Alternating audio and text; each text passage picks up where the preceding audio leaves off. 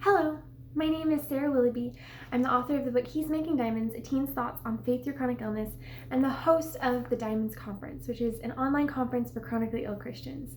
We had our most recent event not long ago. It was about marriage in illness, and if you and health challenges, and if you're interested, make sure that you check out the All Access Pass, which you can find the link in the description of this video. Will take you to my website. So, with that said, my last video was about the importance of your chronically ill voice, and as a follow-up to that, I want to talk about how to share the hard parts of your story, because I've been doing that for a long time now, and I know that it is scary and it is hard. So I want to share some things that I've learned when it comes to sharing the hard parts of your story as a writer.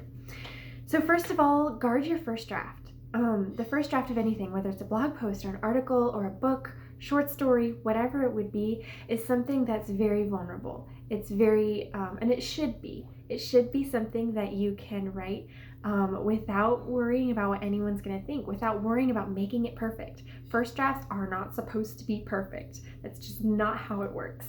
And I feel like I've said that over and over again to writing mentees and various other writers, but let your first draft be what it is, and as that is, you get to write honestly, you get to write openly, you get to write authentically, and so you want to guard your first draft carefully so that you can do that. One way that you can guard your first draft is by the time that you give it. When you write your first draft, leave it, let it sit. Don't go back to it yourself. Don't let other people go back to it until you are ready to come to it with compassion, until you know that the right people are going to come to it with compassion, until you know that you're in a good place. Because when you write something, it's raw, it's real. Hopefully it's raw and real. When you're writing a hard part of your story, whether that's through the lens of a character or whether that's via nonfiction, but to be able to write honestly, you need to be able to just put it out there, to let the emotions seep into your writing, to let the thoughts, the feelings, the experience seep into your writing without having to pull your punches, without having to try and make it palatable to anyone, yourself included. So give it time. Give yourself time and to come back to it with compassion, and give yourself time to heal a little bit so that when you reapproach those emotional hard parts of your story, even when others do it, you have a clearer perspective.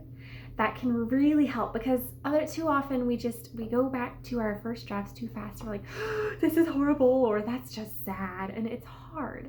So give yourself time. Also, can carefully guard it from readers.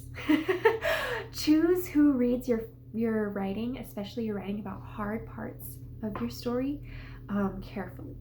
When those who are reading it for the first time, as much as we have thick skin, as much as we like to pretend that we don't care what anyone thinks, we care what people think.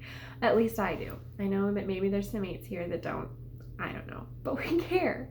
So you want to choose people who understand you, who know where you're coming from, even if you don't manage to convey that very well on the page because of all of the emotion that it comes with sharing hard parts of your story.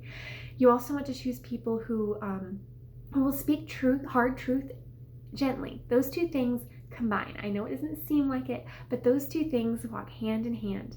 They always should walk hand in hand. So find people who know you, who understand you, who have compassion for you, who understand your story, and who will speak hard truth with gentleness and out of love.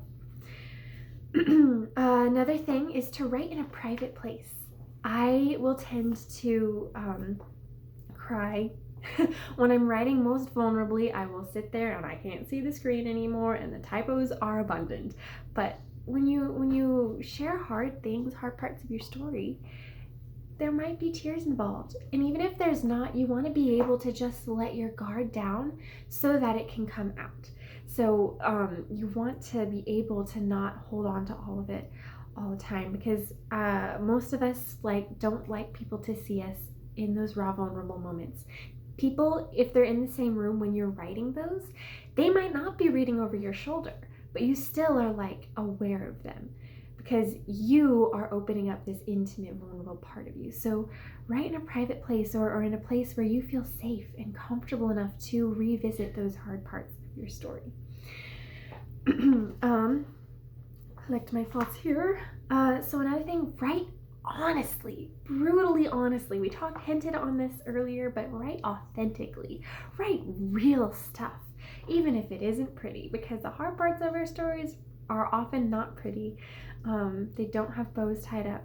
Sometimes they get beautiful endings and there's redemption and there's grace and there's love, but that's write honestly, brutally honestly. Ernest Hemingway said, "There's nothing to writing. There's nothing to writing. All you do is sit down at a typewriter and bleed." That resonates with me so much. Writing is something. Also, often when I'm writing, in my mind's eye, I can like visualize my heart, just like there, bleeding, bleeding. I feel like that's what I'm offering up in my writing is my heart, and for me that means offering it up to God and working with Him to reframe it, reframe my thinking and my heart, so that it's something that can be encouraging to others, something that can be a story that is powerful and uplifting with the darkness as well as the hope. But be honest, because that's where your power in your writing is going to come from, is your honesty. The reason that we write this is so that people know they're not alone. That's where the power comes from. When they get to read it and they say, "I relate to this," or "Me too," that's where the power in that story comes from, whether it's your story, as your story, or your story through a character. Our writing influences our characters. That's just how it works. So with that said, be honest, because that's what's going to encourage people.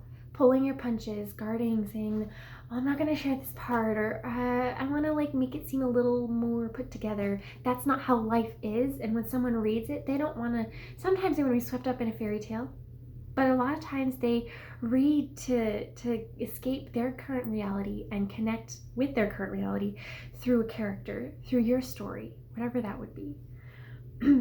If that makes sense. Finally, you can be vague without compromising the power of your story. So in fiction, this can often look like characters. You get to share what you went through, what you experienced through other characters in another world, in another time period. And that's a way that you don't have to share all the details of what you went through, but you still get to share the reality of what you went through. But you can still do that when you write nonfiction as well.